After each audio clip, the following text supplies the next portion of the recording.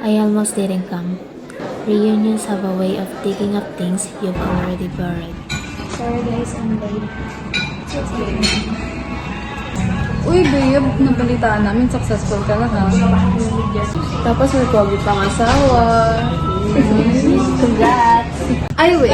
Di ba mag-baskets kayo dati ni Katrina? Oo nga. What happened?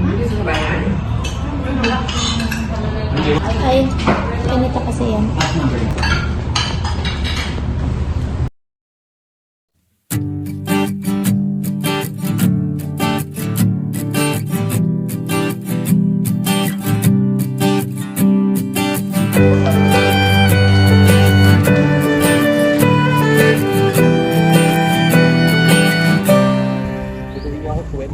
Bea, okay.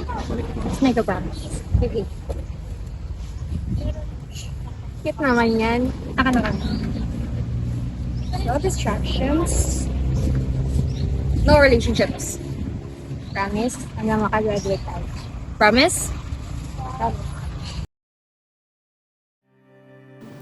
We said we would focus, pero nagawa namin magsinungaling.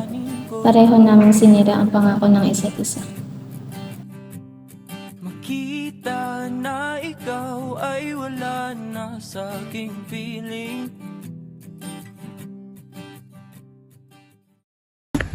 Agad. Kaya. Pero buti na lang mag-graduate na tayo. Ilang months na lang.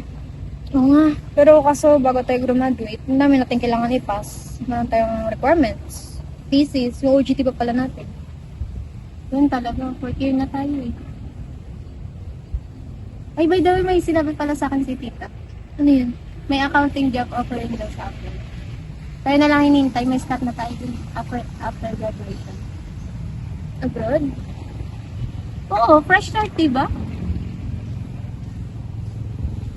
Pero, paano na yung boyfriend ko? Life happened faster than we expected. OJT, thesis, exams, at sa gitna ng lahat, hindi namin napansin, unti-unti na kami nalalayo sa isa't isa.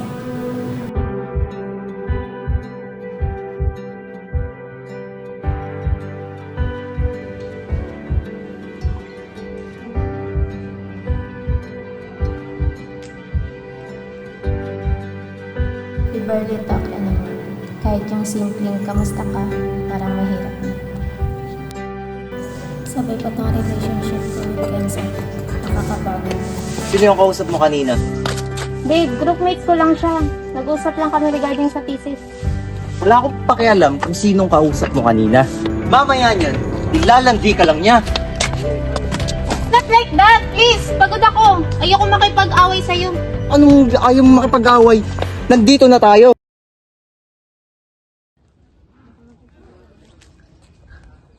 May sasabihin ako sa'yo. May job opportunity sa abroad and ayoko nang palampasin. Napag-desisyon ko na sama ka kay Bea. Ano? Kat, ano ba? Sigurado ka na ba sa naiisip mo? Itutuloy mo talaga yung desisyon mo na yon? Wala ka ba nakikita ang future dito sa Pinas na kasama mo ko? Ganun na lang ba yon? Babaliwalain mo yung lahat na parang akong basura? Iiwan mo at itatapon mo? Para sa atin din naman to ah! Para sa atin o para sa'yo? Ayoko na, alis na ako. Teka, di pa ako tapos. Mag-usap tayo dito. Ano ba? Ano ba? Ikaw ang ano ba? Ha? Di mo ba naiisip? tarantado ka Magising ba? nga. Sino ka ba? Bakit mo siya inaano? Ikaw ang sino? Huwag ka nangialam sa away namin ng girlfriend ko. Tara na nga, Kat. Ano na yan? Kat! Teka, Kat! Sure ka na ba dyan? Iiwan mo talaga ako? Eto tatandaan mo. Wala ka nang babalikan. Bea, teka nga! Bakit ka ba nangyayam sa usapan namin ni Ralph? Nakita mo yung ginawa mo? Pinalala mo yung sitwasyon, no? Anong pinalala? Malamang mangingialam ako. Kaibigan kita, tsaka tignan mo yun. Bakit may pasa ka na? Di mo rin sinabi na may boyfriend ka na pala. Wow, Bea, coming from you? Akala mo hindi ko alam na nag-boyfriend ka rin? Ikaw ang unang sumila ng promise natin, di ba? Besides, wala ka nang pakialam kung ano nangyari sa amin ni Ralph. Sorry. Kasi natatakot ako eh.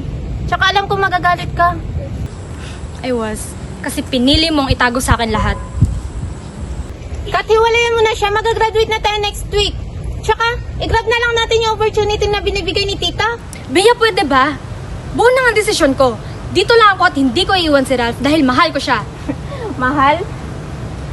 Sinasaktan ka niya, hindi na yung pagmamahal, abuse na yun eh. Tsaka, future mo nakasalalay dito? Pwede ba huwag mo kong diktahan? Ang dami-dami mong sinasabi sa buhay ko, wala ka namang alam. Baka tama nga si Ralph. Masyado kang hibang dyan sa pangarap mo napakataas. Alam mo, hanggang dito na lang tayo. Ay pipikit, hihinga Sabi nila, ng malalim bawat desisyon may kalagkat na sakripisyo. Pero ba't ganito? Kailangan mawala ang dalawang taong importante sa buhay. Pagkatapos ng graduation, pinili kong tumuloy. Iniwan ko ang sakit at hinabol ang pangarap ko. Mahirap mag-isa, pero bawat pagod, unti-unting binuo ang sarili ko. At sa gitna ng lahat ng yon, may dumating. Hindi para punan ng kulang, kundi para samahan ako habang binubuo ko ang sarili ko. At doon ko natutunan na ang tunay na pagmamahal, hindi masakit.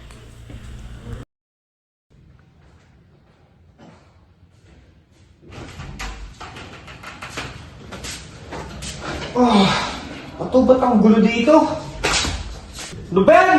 Yung dumadadatnan ko dito, napakakalat. Wala akong bikain. Hoy, gumising na nga dyan. Napakawala mong kwenta. Dito. Di mo ginawa mga bahay dito, napakawalang silbi. Walang pangtungo. Bungay na lang. Ganito na araw-araw. Umuwi siyang lasing, galit. Sabi niya mahal niya ako, pero araw-araw pinaparamdam niyang wala akong silbi.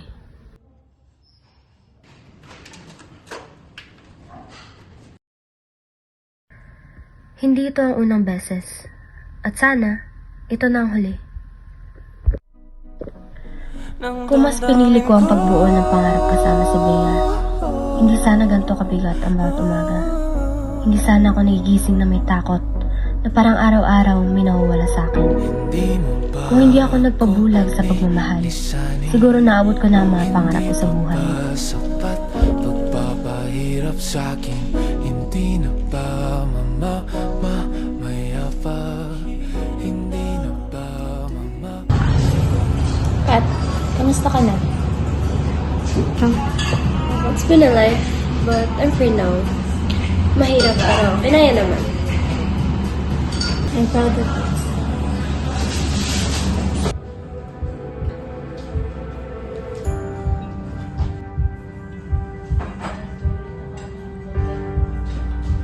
See you when I see you. So you see, nasa ating mga palad ang pagpili ng landas na tatahakin natin. Kaya mahalagang maging wais, mapanuri, at hindi padalos-dalos sa paggawa ng desisyon. Kailangan natin pag-isipan ng mabuti ang bawat hakbang ng paulit-ulit at isaalang-alang ang posibleng maging resulta ng ating mga desisyon. Katulad ni Bea, we should embody an entrepreneurial mindset because it helps us make smart decisions and turn challenges into opportunities. More than that, ipinapakita rin ito na minsan, kailangan natin magsakripisyo para maabot ang ating mga ninanais and to become the best version of ourselves. Pero kung darating ang pagkakataon na makagawa tayo ng maling desisyon tulad ni Katrina, matuto sana tayong tanggapin ito at gawing lesson ang consequences. Sa ganitong paraan, mas may iwasan nating maulit ang parehong pagkakamali. Dahil ang bawat paghihirap na pinagdadaanan natin ang tumutulong sa atin to make us strong, wiser, at mas handa tayo sa paggawa ng tamang desisyon. Mahalaga rin na lagi tayong maging maingat at maglaan ng oras para timbangin ang bigat ng bawat desisyon na ginagawa natin. Dahil maaari itong magkaroon ng malaking impact sa ating buhay. Tandaan, one right decision can change your life. Every choice you make today shapes the future you will live in tomorrow. So be wise, stay ambitious, and always think with an entrepreneurial mindset. Turn every challenge into progress towards your goals.